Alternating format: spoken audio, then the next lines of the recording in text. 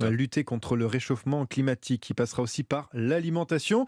Et justement, c'est notre thématique du vendredi tout au long de la matinale et de la journée. À quoi ressemblera votre assiette en 2050? Car au dérèglement du climat s'ajoute la problématique d'une population mondiale en hausse.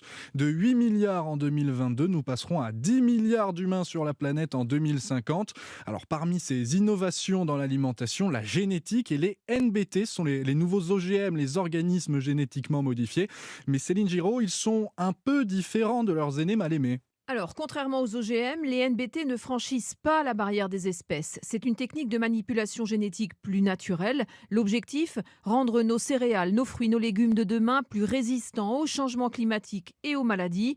Pierre Barret mène des recherches sur les NBT dans l'unité génétique et écophysiologie des céréales à l'INRAE. On va prendre un blé cultivé en France et dedans, on peut envisager de recopier une caractéristique de séquence qu'on aura trouvée dans un blé en Chine ou dans un autre pays et qui peut conférer une résistance, par exemple, à la sécheresse accrue. L'autre ambition des NBT, enrichir notre alimentation. On va pouvoir redomestiquer des plantes qui aujourd'hui sont des plantes sauvages ou des plantes semi-sauvages et les faire rentrer dans la chaîne alimentaire et donc augmenter le nombre de plantes qu'on va pouvoir manger et donc diversifier notre alimentation. En attendant, seul un assouplissement de la législation européenne sur les OGM permettrait de concrétiser ces promesses. Céline Géraud, chef du service Société d'Europe 1.